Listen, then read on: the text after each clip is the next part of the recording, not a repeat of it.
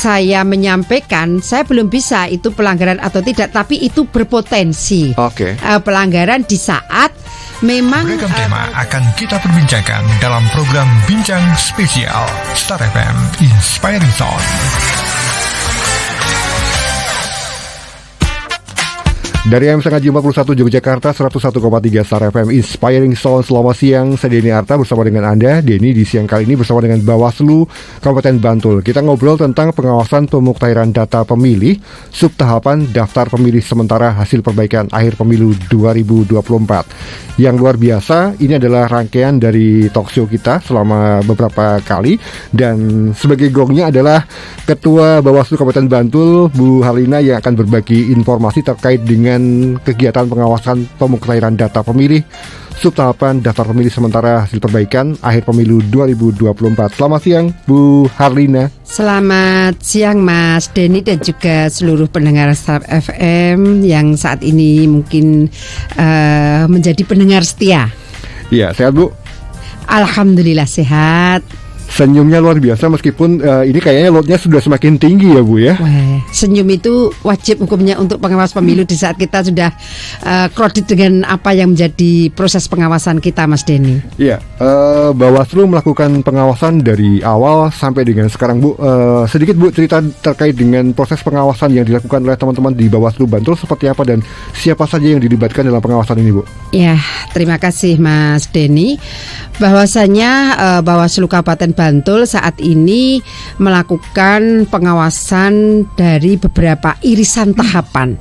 Yang pertama tentunya adalah tahapan pemutakhiran data pemilih. Kemudian yang kedua pengawasan tahapan pencalonan. Karena untuk yang dua tahapan ini memang kemarin yang lebih dulu kita lakukan pengawasan memang yang pemutakhiran data pemilih ini. Tetapi untuk yang pencalonan ini juga sudah berlangsung secara berurutan dengan kemarin kita melakukan pengawasan tentang yang pencalonan DPD. Kemudian kita juga melakukan pengawasan yang itu adalah non-tahapan sifatnya. Yang non-tahapan ini juga kita lakukan pengawasan dalam rangka untuk memastikan bahwa pasca peserta pemilu sudah ditetapkan sebagai peserta pemilu di mana ada 18 partai politik yang ditetapkan di Kabupaten Bantul, itu Bawaslu harus mengawal atau memastikan bahwa peserta pemilu ini hanya boleh melakukan sosialisasi dengan dua cara atau dua strategi, yaitu dengan pemasangan bendera di internalnya dan juga dengan melakukan sosialisasi di lingkungan internal partai politik.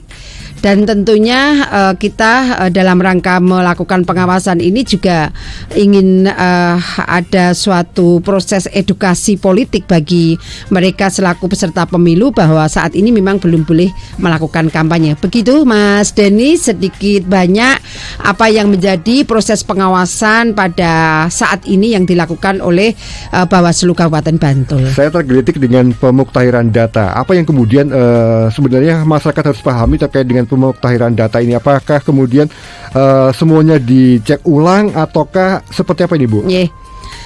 Terkait dengan pemutakhiran data memilih ini memang merupakan tahapan yang tidak dalam waktu singkat. Kita bicara sampai kapan ini pemutakhiran data pemilih itu memasuki sub-sub tahapannya.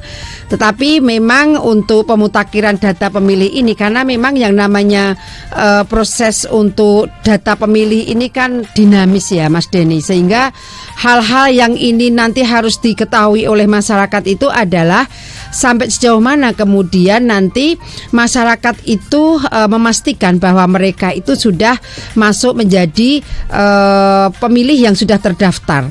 Karena nanti masyarakat juga harus paham bagaimana kemudian kalau ini sudah ditetapkan step by step sampai kemudian di tahapan penetapan DPT ternyata mereka juga belum masuk menjadi pemilih. Apakah kemudian itu sudah ditutup terkait dengan akses untuk menjadi seorang pemilih? Itu yang juga harus diketahui oleh masyarakat pada umumnya.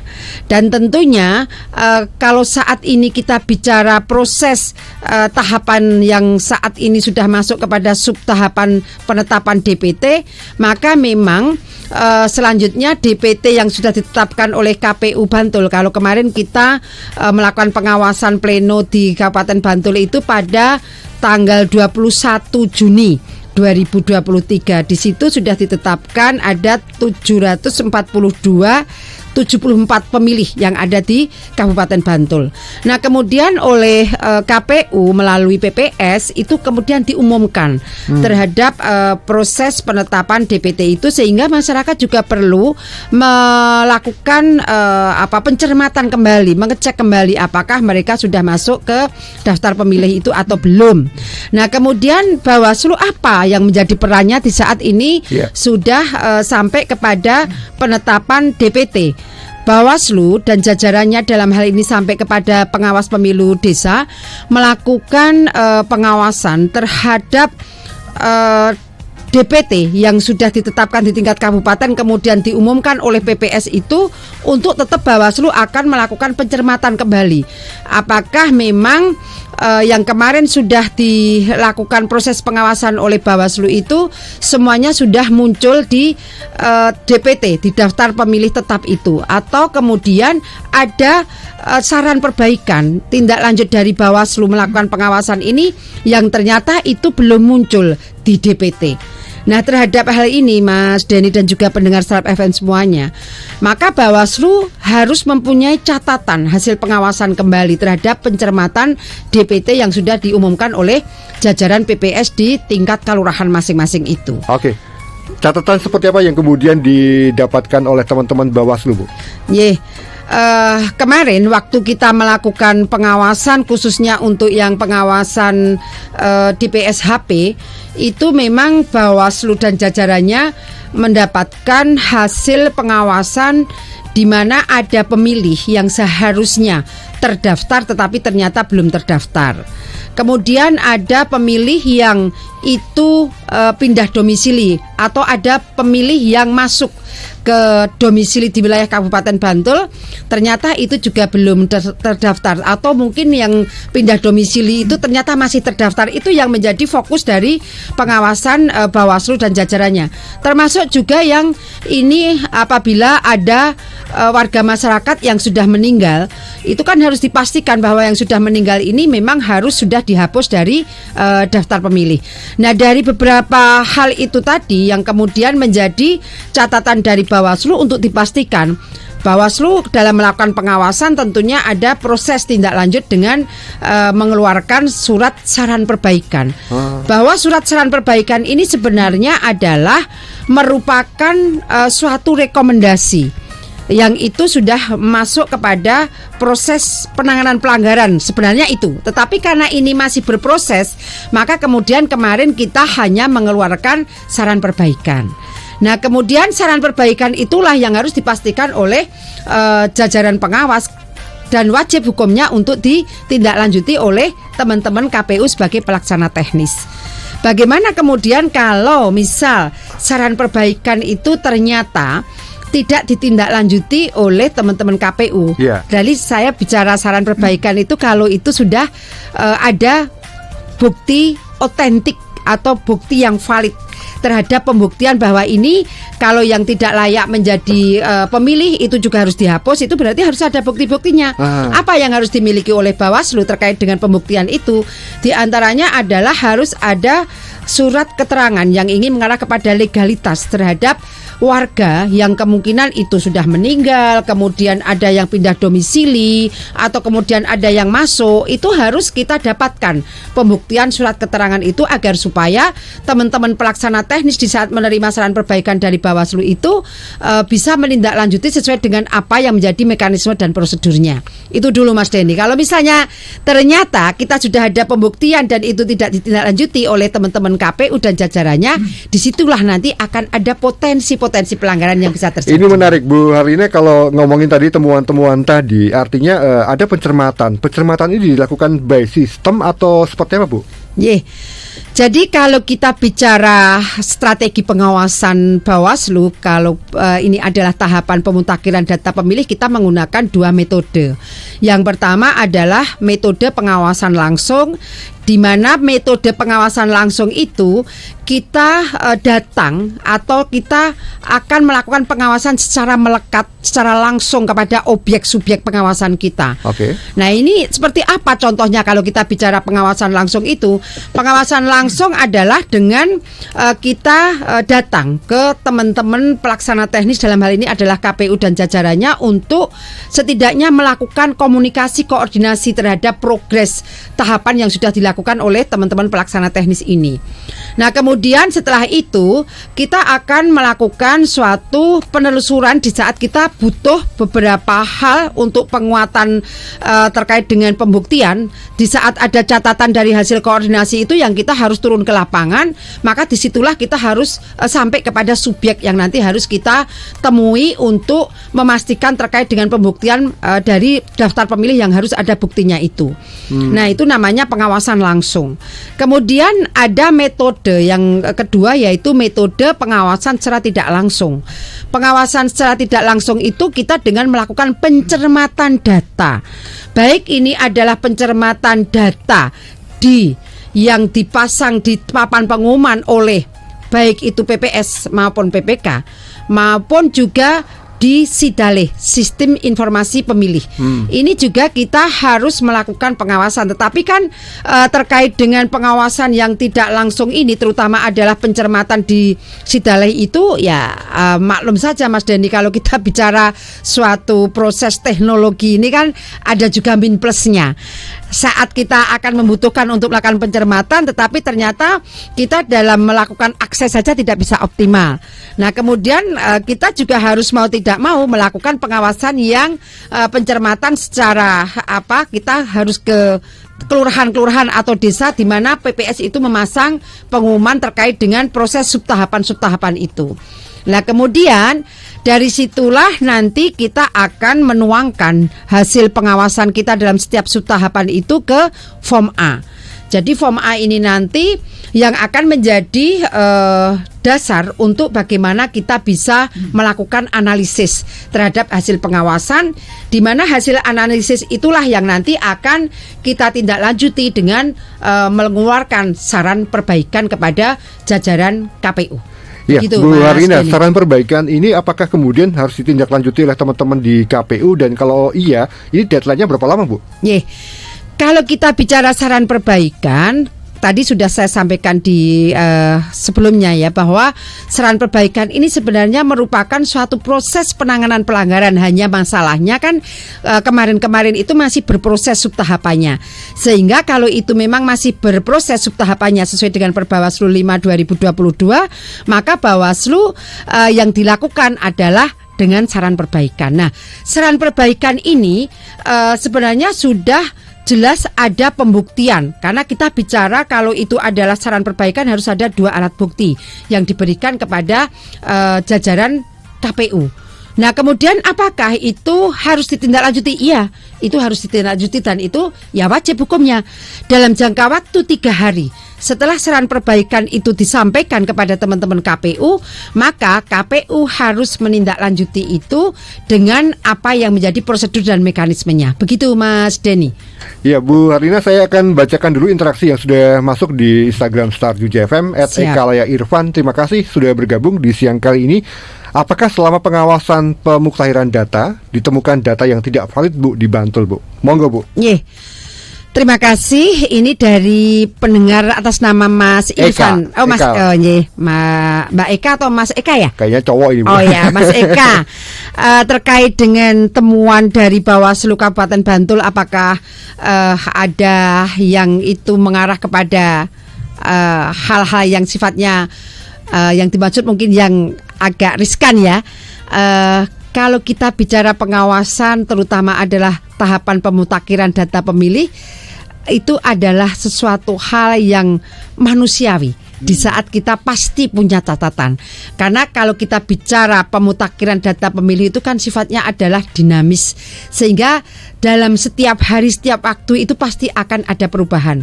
Tetapi kemudian apakah ada yang itu sifatnya memang menjadi catatan yang ya itu tadi mengarah kepada mungkin potensi pelanggaran? Ya ada. Karena kalau kita bicara sesuatu yang tidak valid, maka kalau kita bicara dari sisi ketelitian, fokus dari pelaksana teknis itu sendiri juga ada suatu catatan hasil pengawasan. Dalam suatu pengawasan step by step itu ternyata kan yang namanya kesalahan penulisan, kesalahan pengetikan yang itu nanti kalau misalnya kita tidak lakukan suatu perbaikan, maka akan mempengaruhi terhadap validasi dan akurasi data pemilih di selanjutnya. Sehingga yang seperti ini merupakan suatu hal yang menjadi catatan penting, catatan yang urgent untuk bagaimana teman-teman KPU itu melakukan pengecekan kembali dan dilakukan revisi terhadap sesuatu yang ini memang tidak valid.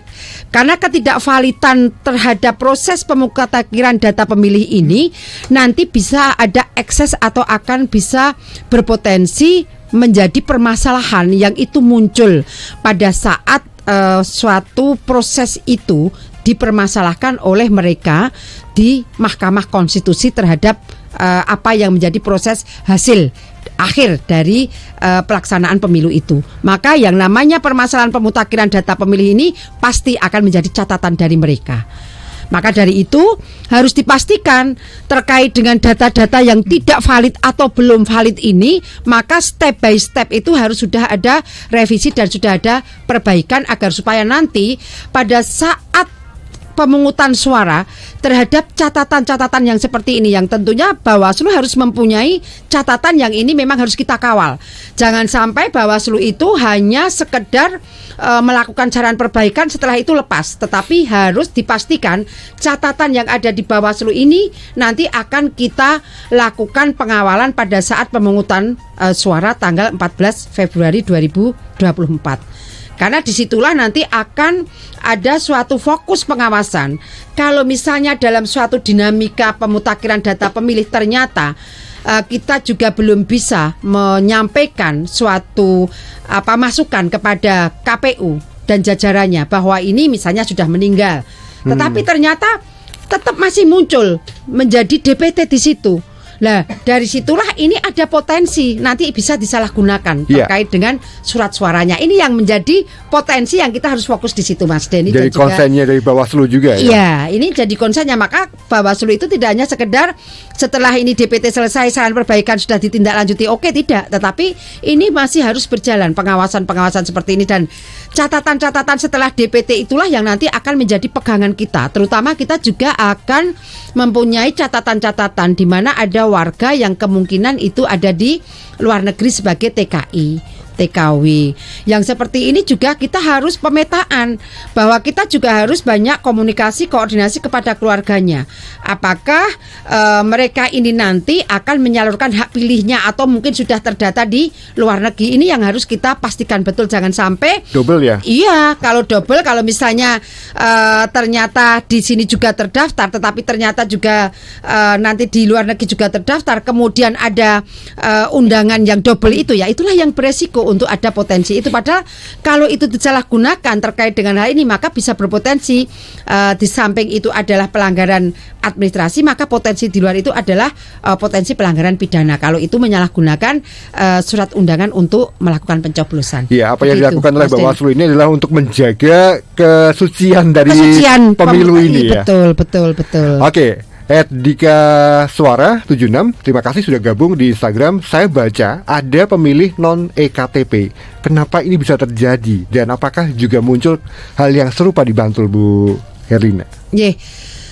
Kalau selama ini memang kita juga mengawal terkait dengan potensi yang seperti ini, Mas Denny. Mengapa kemudian kita juga menjadikan fokus bagi warga masyarakat yang itu sudah punya hak pilih tetapi ternyata ada yang belum punya KTPL.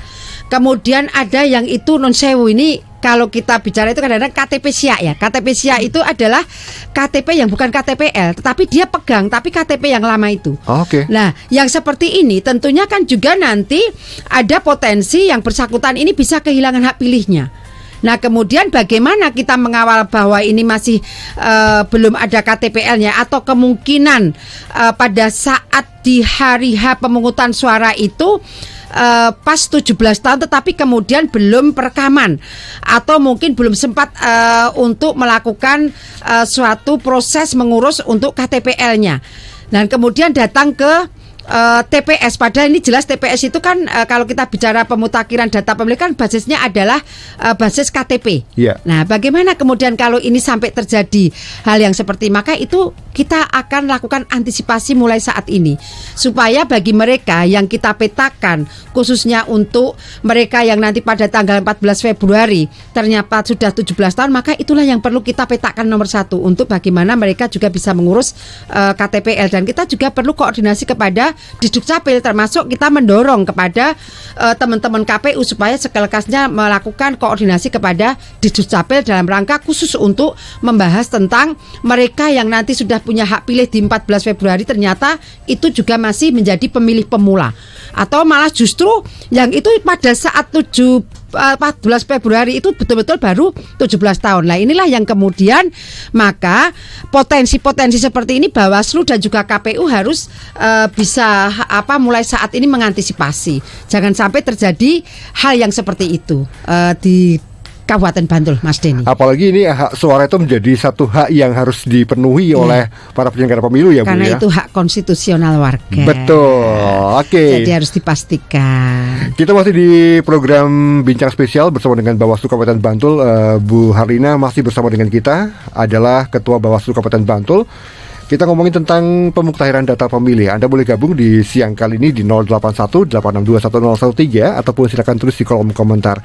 Bu, kita akan break dulu, dan yang pasti untuk Anda yang terus mendengarkan kami di starjogja.com, Jogja Streamers, dan juga di Harian Jogja, terima kasih.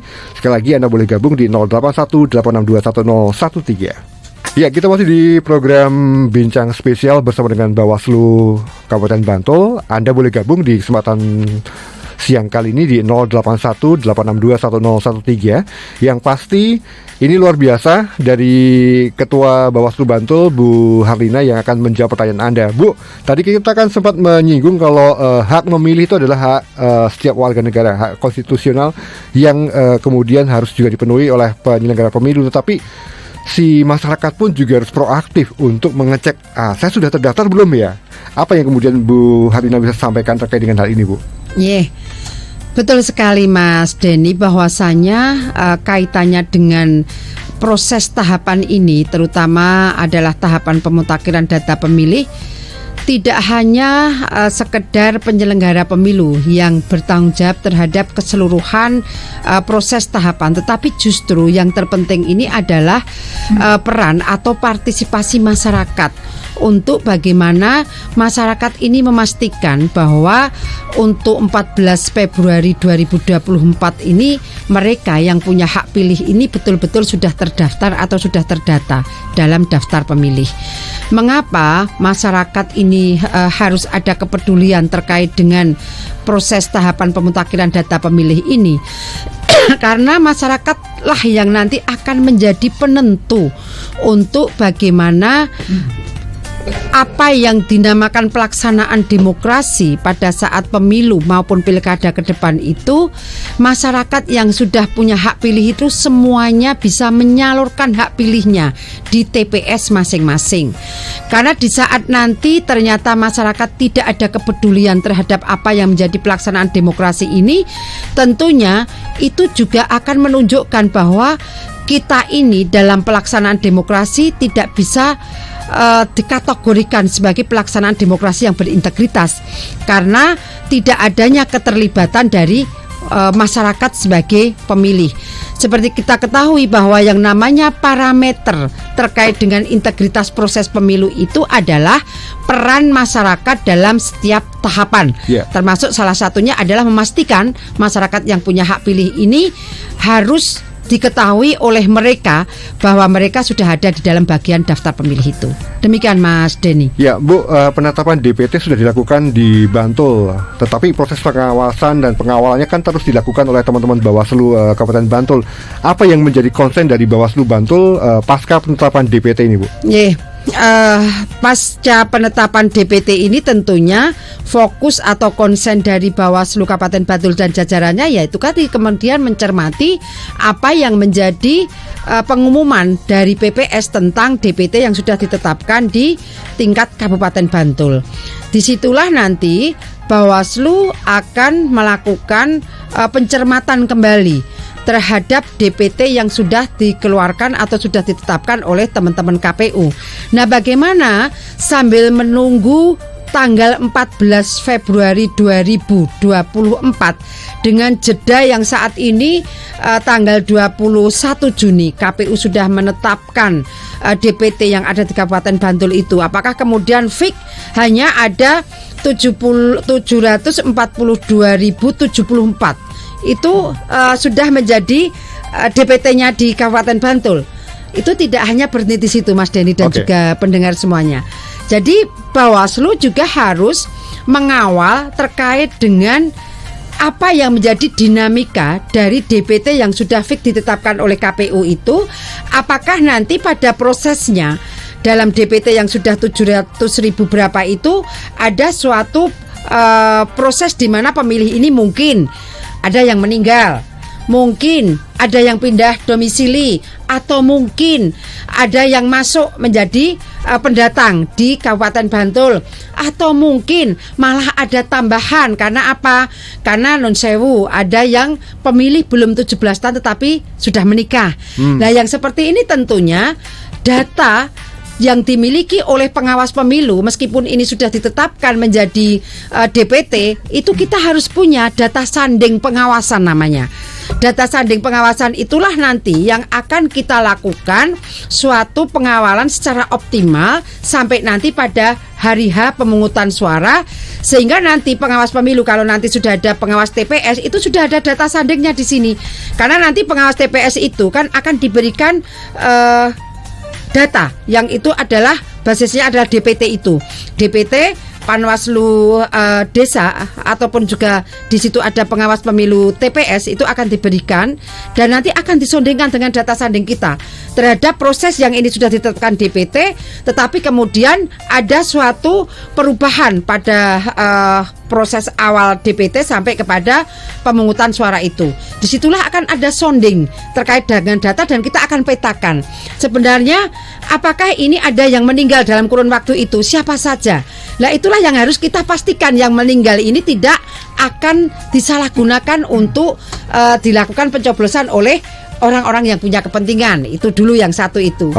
Nah, kemudian yang berikutnya terkait dengan mereka yang belum 17 tahun tetapi sudah menikah di interval waktu penetapan DPT sampai kemudian tanggal 14 Februari itu yang harus kita pastikan mereka bisa datang ke TPS dengan kalau sudah mengurus KTPL juga dengan membawa KTPL itu bahwa mereka memang sudah punya hak pilih dan itu harus diakomodir karena ini nanti akan menjadi DPK daftar pemilih khusus yang menggunakan KTPL untuk datang melakukan pencoblosan karena belum masuk ke DPT. Begitu Mas Denny, fokus kita terkait dengan pasca penetapan DPT ini terkait dengan proses pengawasan yang dilakukan oleh jajaran kami. Mas Dedi Baskara Adi, terima kasih. Ini bertanya terkait juga tadi hal yang sama, potensi masalah yang diantisipasi pasca penetapan DPT. Nah, ini yang jadi pertanyaan juga dari beliau adalah bagaimana dengan teman-teman TNI Polri. Mungkin ada yang kemudian selama 7 bulan ke depan itu ada yang masuk jadi anggota TNI Polri atau bahkan ada yang pensiun juga. Apakah ini juga menjadi radar pengawasan dari Bawaslu, Bu? Ya. Terima kasih Mas Denny ya. Terkait dengan hal ini tentunya salah satu fokus juga dari Bawaslu adalah yaitu tadi untuk mendata mereka-mereka yang memang sudah menjadi TNI Polri tetapi pada saat itu belum menjadi TNI Polri dan masuk menjadi daftar pemilih yang sudah ditetapkan dalam DPT. Nah, kemudian seperti apa Bawaslu menyikapi terhadap adanya potensi-potensi yang sebenarnya mereka tidak memenuhi syarat tetapi masuk menjadi DPT. Nah, disitulah nanti Bawaslu akan melakukan pendataan untuk kita lakukan penelusuran di tingkat bawah untuk mempunyai pembuktian terhadap bahwa mereka ini betul-betul adalah TNI atau Polri. Nah, dari situlah nanti data itu akan kita gunakan seperti tadi saya sampaikan menjadi data sanding kita di saat nanti tidak ada proses adanya DPT perbaikan. Kalau kemarin kan ada DPT perbaikan itu masih ada. Tapi kalau misalnya besok sampai tanggal 14 Februari itu tidak ada proses itu yang dilakukan oleh KPU, maka mau tidak mau data-data yang itu terkait dengan TNI Polri yang kemarin masih terdaftar, kemudian pada prosesnya mereka adalah pihak-pihak yang diatur netralitasnya, disitulah nanti akan kita jadikan data sanding pengawasan. Tetapi kalau misalnya nanti pada prosesnya ternyata ada DPT perbaikan, DPT hasil perbaikan dan lain sebagainya, disitulah nanti kita akan melakukan saran perbaikan kembali kalau itu proses itu ada. Nah, kemudian kita juga akan melakukan suatu proses pengawasan terhadap mereka yang menjadi TNI Polri yang saat waktu DPT ditetapkan itu masih aktif, ternyata pada prosesnya sudah purna. Lah yang seperti ini juga kita akan lakukan pemetaan supaya mereka juga dimasukkan menjadi pemilih. Dan biasanya yang seperti ini juga nanti menjadi suatu pemetaan tersendiri supaya tidak ada yang tercecer terkait dengan TNI Polri yang sudah purna tetapi kemudian waktu DPT ditetapkan itu masih masuk menjadi daftar pemilih. Begitu Mas Denny yang bisa kami jawab dari Bawaslu Kabupaten Bantul. Terkait dengan daftar pemilih di lokasi khusus, Bu, saya tahu di Bantul kan ada beberapa TPS khusus yang akan disiapkan untuk menampung suara teman-teman yang ada di beberapa lokasi tadi. Apakah ini juga menjadi salah satu pencermatan dari teman-teman Bawaslu, Bu?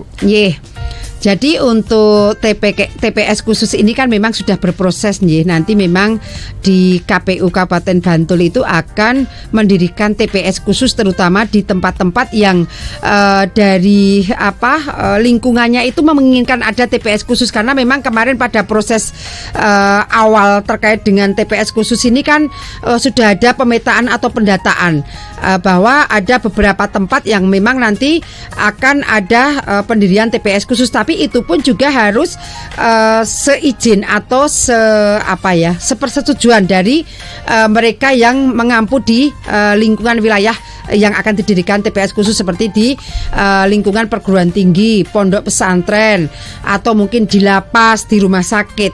Di saat dari sisi pihak yang bersangkutan itu memang merasa tidak memerlukan adanya TPS khusus, maka teman-teman KPU juga harus mengantisipasi untuk bagaimana mengakomodir mereka. Kalau misalnya rumah sakit ini kan memang terkait dengan dinamikanya kan setiap hari bisa ada suatu sirkulasi dari pasien yang berbeda. Nah, yang seperti ini ada yang kemudian rumah sakit itu setuju ada pendirian TPS khusus, ada yang tidak. Tetapi yang dipastikan nanti akan ada pendirian TPS khusus itu adalah kemarin menurut teman-teman KPU itu di wilayah di perguruan tinggi terutama adalah di UMY itu nanti akan ada pendirian TPS khusus. Nah, bagaimana kemudian Bawaslu melakukan pengawasan ini? Maka Bawaslu mulai saat ini juga sudah memetakan terkait dengan pemilih-pemilih yang itu ada di wilayah perguruan tinggi atau pondok atau di lapas yang kemungkinan nanti pada saat tanggal 14 Februari itu akan melakukan pencoblosan di wilayah itu dan mereka tidak akan pulang ke daerahnya. Ini yang juga harus sudah dilakukan pemetaan oleh teman-teman pengawas pemilu dan jajarannya agar supaya nanti kita bisa punya data sanding pengawasan bahwa terkait dengan ABCD itu nanti di wilayah UMY ini akan melakukan pencoblosan di TPS lokasi khusus. Ini juga menjadi prioritas kita dalam melakukan proses pengawasannya, Mas Denny. Iya.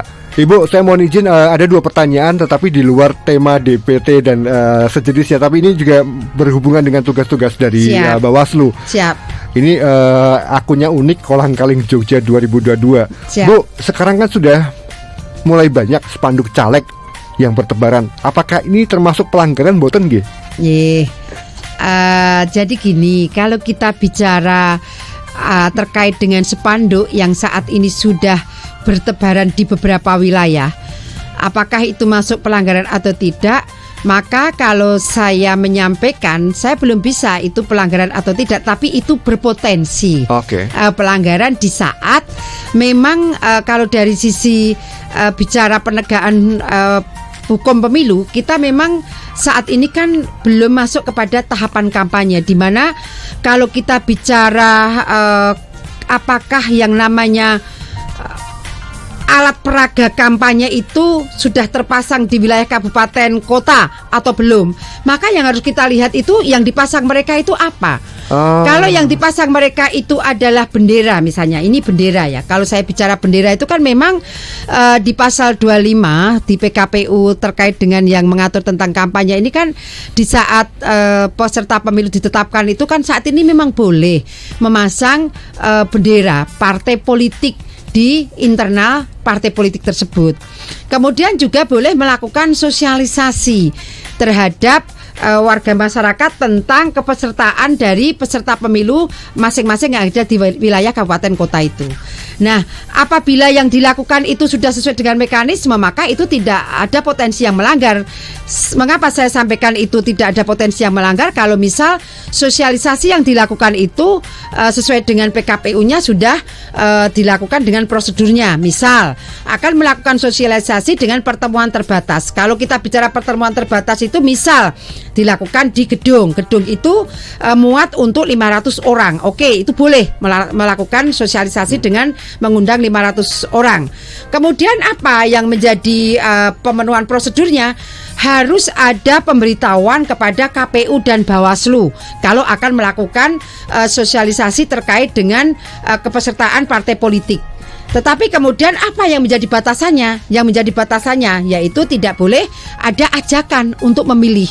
Jadi hanya sebatas sosialisasi secara umum bahwa partai A misalnya ada di urutan nomor berapa itu tadi, dan visi misi secara partai politik di ADART seperti ini. Itu hanya boleh menyampaikan secara umum terkait dengan edukasi politik kepada warga masyarakat pemilih.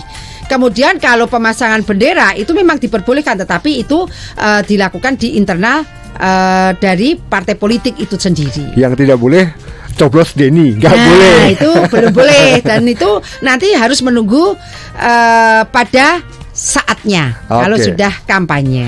Begitu, satu lagi pertanyaan untuk Bu Harlina dari Eden Nugi. Apakah Bawaslu Bantul juga melakukan pendidikan politik soal tolak money politik? Ini kan yang sangat seksi disampaikan, Bu. Bagaimana kemudian masyarakat harus berani diajak untuk tolak duitnya? Siap.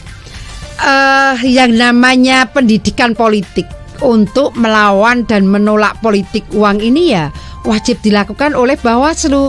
Karena di Undang-Undang 7 2017 kita ini diberi amanah untuk melakukan pencegahan politik uang. Sehingga penerapan pencegahan politik uang ini salah satunya adalah bagaimana memberikan edukasi kepada masyarakat yang punya hak pilih itu untuk memaknai pemilu itu menolak dan melawan politik uang. Sehingga apa yang saat ini menjadi budaya yang dianggap lumrah oleh mereka bahwa kalau yang namanya pemilu itu adalah identik dengan pemberian sesuatu kepada masyarakat pemilih, itu harus mulai saat ini mereka harus paham bahwa itu adalah suatu pelanggaran, dan pelanggarannya tidak hanya sekedar pelanggaran administrasi, tetapi ini adalah pelanggaran pidana. Dan yang terpenting, meskipun kita bicara yang namanya penegakan hukum positif itu memang adalah sifatnya kasuistik, tetapi kalau kita bicara dari sisi bagaimana semangat kita untuk memastikan bahwa integritas proses pemilu itu harus dilakukan terutama oleh warga masyarakat, maka yang namanya budaya politik uang ini betul-betul sudah mencederai apa yang dinamakan proses tahapan pemilu. Karena apa? Karena yang namanya pencederan terkait dengan proses tahapan pemilu dengan adanya politik uang yang dilakukan oleh mereka-mereka yang akan mempunyai kepentingan ini justru akan menimbulkan dampak di saat mereka nanti akan menjadi pemimpin atau mungkin wakil rakyat yang notabene dilakukan dengan cara membeli suara ini, pasti nanti ada potensi untuk bagaimana bisa mengembalikan biaya untuk politik uang itu agar bisa dimiliki kembali oleh mereka yang terpilih karena politik uang. Dan tentunya akibat lain yang disebabkan oleh adanya praktek politik uang ini juga nanti akan berdampak bahwa pemilih ini sebenarnya sudah terbeli oleh mereka selaku pimpinan ataupun wakil rakyat yang merasa sudah percaya diri. Toh kemarin sudah saya berikan sesuatu yang itu menjadi imbalan dari memilih saya. Disitulah akhirnya membelenggu mereka yang akan menuntut apa yang menjadi haknya selaku pemilih. Karena pemilih itu tidak hanya sekedar 14 Februari menyalurkan hak pilihnya, tetapi harus dipastikan mengawal pemimpin yang kita pilih itu apakah sudah amanah atau tidak amanah dalam menjadi pemimpin bangsa ini. Begitu Mas Denny. Bu Arlina, 7 bulan ke depan ini adalah sebuah proses yang akan terus bergulir. Apa yang kemudian pengen Bu Harlina sampaikan sebagai Bawaslu Kabupaten Bantul untuk komitmen mengawal proses demokrasi ini?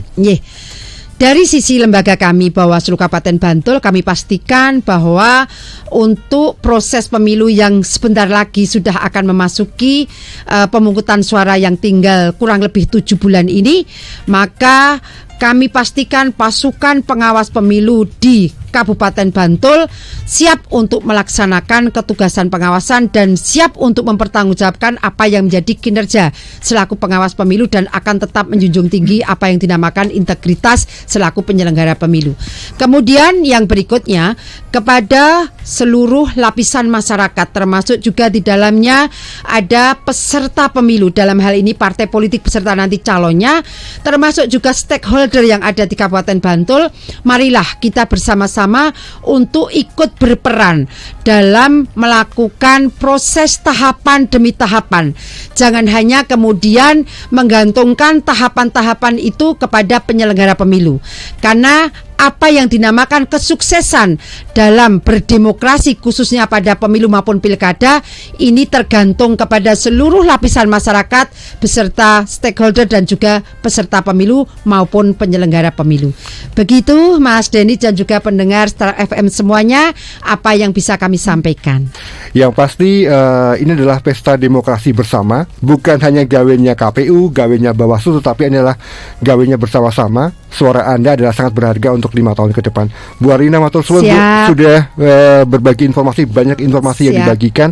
Yang pasti tetap jaga kesehatan Bu, karena perjalanan masih panjang Bu. Siap, itu wajib juga untuk menjaga kesehatan. Terima kasih Mas. Terima kasih, selamat siang Bu Arlina. Sama-sama. Demikian Salovers, perbincangan kita di program Bincang Spesial persembahan dari Bawaslu Kabupaten Bantul. Saya Denny Arta bersama dengan tim produksi yang bertugas pamit undur. Selamat siang, sampai jumpa.